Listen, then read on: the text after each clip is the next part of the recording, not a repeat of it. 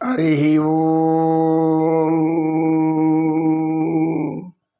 శ్రీమన్నారాయణ పాహిమాం రక్షమాం రక్ష.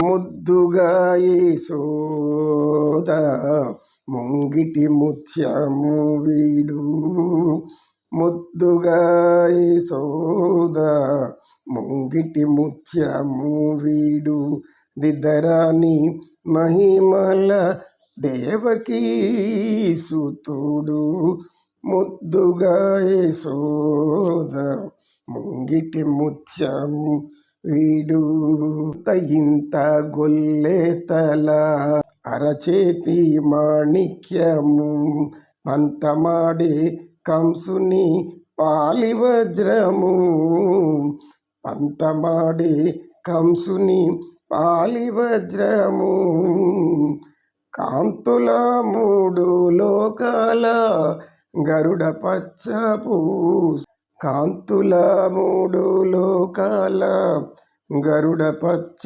పూస, ఇంతల మాలోనున్న చిన్ని కృష్ణుడు.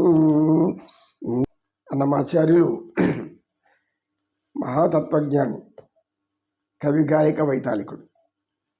ఆయన నిత్యం ఆయన పూజ చేసుకుంటే చాలు, తరించిపోతారు మానవుడు. అనుగ్రహం మనకు కావాలంటే చేయాలి, మనం ఆయన అనుగ్రహం ఎలా పొందాలో అలా మారాలి. మనం కూడా ఎలా పొందుతాము? ఆయన అనుగ్రహం ఎలా వస్తుంది అంటే, ఆయన ఎన్ని గుణాలు కలిగి ఉన్నాడు, ఆ గుణాల్లో కొన్ని గుణాలైనా మనం అలవర్చుకుంటే, ఆచరిస్తే, అలవర్చుకోవడం కాదు ఆచరించాలి. ఆచరించలేనప్పుడు మనుషులు రాక్షసుల్లాగా ప్రవర్తిస్తారు. ఎవరిలో అయితే దైవ గుణాలు ఉండవు, ఎవరిలో అయితే దైవ గుణాలు లేకుండా నోటికొచ్చినటువంటి ఇష్టానిద్ర మాట్లాడుతుంటారో, భగవంతుడు ఎవరిచ్చిన దేనికి? పుణ్యమైన మాటలు చెప్పడానికి. అంతేకాని అహంకారంతో, ఆవేశంతో అనేక మంది ధనమిచ్చిన, మదమిచ్చిన, అహమిచ్చినటువంటి ఆ వ్యక్తి సర్వనాశనానికి దారి తీయబడతాడు, పతనమైపోతాడు. కనుక ధనం ఇచ్చాడు అంటే పుణ్యం వల్ల ఇచ్చాడు. ఏం చేయాలి? మనం దాన్ని భగవంతుడి మీద భక్తి ఇంకా పెంచుకోవాలి. భగవంతుడితో మనం నిత్యం అనుసంధానం ఉండాలి. అప్పుడు నీకు భక్తి వస్తుంది. అట్లే నాకు ధనం వచ్చేసింది కాబట్టి ఆ ఇష్టారీతిలో నేను ఎన్ని దుర్మార్గాలను చేస్తా, ఎన్ని మంది స్త్రీలనైనా పాడు చేస్తా. ఏం చేస్తాము? నాకు ధనం ఉంది, బట్టలు విప్పినంత సులభంగా ఆడవాళ్ళు మార్చుకుంటూ వెళ్ళిపోతా. ఇలా అనేక మంది జీవిస్తూ ఉండడం వల్ల అది పాపకర్మలు అవుతుంది. పాపకర్మలు ఏమవుతుంది?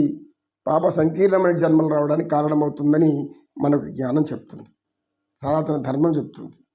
సనాతన ధర్మం అని చెప్పేటప్పుడు, నోట్లో ఆ మాట వచ్చేటప్పుడు మనం ఎలా ఉన్నాం? ఆచరించేవాడిలాగా ఉన్నామా? ఆచరించలేనివాడిగా ఉన్నామా? మన క్యారెక్టర్ ఎట్లాంటిది, మన శీలం ఎట్లాంటిది, మన గుణాలు ఎట్లా ఉన్నాయి అని ఆలోచించి ఆ మాట అనాలి. ఒక పవిత్రమైన మాట నోట్లోంచి పలకాలి అంటే నీకు ఆ పవిత్రత లోపల ఉండాలి. పవిత్రత లేకుండా నేను మహాభక్తుడిని, నేను దేవుణ్ణి, దైవాసంభూతుడిని, నేను ఇది అంటే ఏం ప్రయోజనం ఉంది? ఏమి లేదు. అహంకారం తప్ప ఇంకేమీ లేదు అక్కడ. అహం ఒక్కటి చాలు అన్ని గుణాలు నశించడానికి, తాను కూడా నశించిపోవడానికి. దుర్యోధనుడు అలా చేసిన వాళ్ళలో దుర్యోధనుడు, రావణాసురుడు మనకు అనేక మంది కనబడుతుంటారు. ఈ రాక్షసులంతా అలాంటి వాళ్ళే. రాక్షసులు పూర్వకాలం ఈ కలియుగానికి రాకముందే ద్వాపరయుగంలో రాసి శ్రీమన్నారాయణుడు శ్రీకృష్ణ పరమాత్ముడు రాక్షసులందరినీ చంపేశాడు, ఎవరు లేకుండా చేశాడు. మళ్ళీ కలియుగంలోకి రాక్షసులు లేరు. మరి ఏం చేయాలి? ఆ రాక్షసుల ప్రేతాత్మలు కొన్ని అలా తిరుగుతూ ఉంటాయి. ఎందుకంటే వాటికి స్వర్గానికి పోదు, నరకానికి కూడా పోదు, ఇవి అలా సంచరిస్తూ ఉంటాయి. కనుక ఏం చేస్తాయి?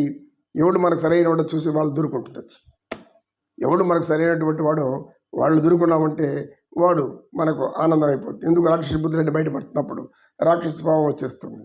రాక్షసులకు ఎప్పుడు నిరంతరం పీడించడం, హింసించడం, ద్వేషించడం, ఎన్ని కుతంత్రాలు చేయాలని కుతంత్రాలు చేయడం, అనేక వాటి కోసం, ధనం కోసం, వదుల కోసం, దేనికైనా కానీ ఇలా ఈ విధంగా మారడం కారణం ఏమంటే మానవులు అనేక విధాలుగా ఉండడం భగవంతుని గురించి తెలుసుకోలేకపోవడం. అందుకే మనం నిత్యం కూడా భగవంతుడి ఆలోచనలో పెట్టుకోవాలి.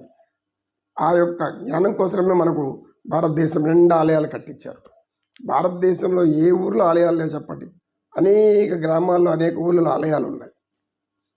ఒక గ్రామంలో ఒక జమీందారు ఉండేవాడు.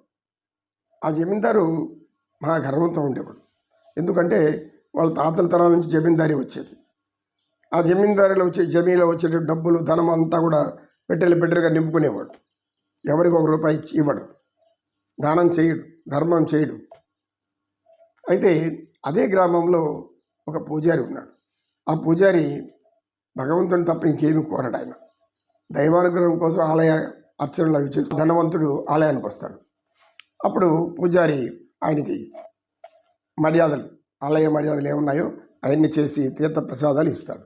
ఇచ్చినప్పుడు నీవు ఏమీ లేకుండా, ఏమి ధనం కూడా లేకుండా భగవంతుడి మాత్రం నమ్ముకుంటే నీ ధనం ఎలా వస్తుంది అని అడుగుతాడు.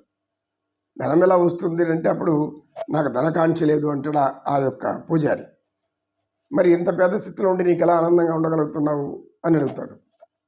ఆనందం ధనము పేద కాదు కావాల్సింది. అయ్యా దొరగారు, ధనము అనేది ఆనందాన్ని ఇవ్వదు. ఇస్తే ఇచ్చినట్టు నటించాల్సిన తప్ప ఇంకోటి ఏం లేదు. ఎవరు అధిక ధనం పొంది ఉంటారో వాళ్ళు రోజంతా కూడా ప్రశాంతంగా ఉండలేరు, ఆనందంగా ఉండలేరు. ఎప్పుడో వాళ్ళని ఒక అశాంతి లోపలికి వచ్చి వాళ్ళని అనేక విధంగా బాధ పెడుతూ ఉంటుంది. ఇది నాకు తెలుసు. కనుక నాకు పూట గడిస్తే చాలు. భగవంతుడు అంత ఆహారం, ఈ చిన్న పుట్టకంత ఆహారం ఇస్తే చాలు, అంతేనే ఆయన కోరుకుంటాను. ధన కనక వస్తు వాహనాలు వజ్ర వైడూర్యాలు నాకు అవసరం లేదు అని అనడంతో ఆయన అవునా, అటైతే నువ్వు అంత సంతృప్తిగా ఉండవా అని అంటాడు. ఉన్నాను కనుకనే మీరు నన్ను అడుగుతున్నారు. మీరు లేరు కాబట్టి నన్ను అడుగుతున్నారు. మీరు ప్రశాంతంగా లేరు కాబట్టి నువ్వు ప్రశాంతంగా ఉన్నావు వాళ్ళు ఎవరు అడుగుతున్నావు అంటే అర్థమేమి? మీరు ప్రశాంతంగా లేరు అని అర్థమైపోతుంది. ఎదుటి వాళ్ళు ఏ సంతోషంగా ఉండవు అంటే నాకు సంతోషం లేదని లోపల అర్థం చేసుకునేటువంటి ఒక తత్వం ఉంటుంది.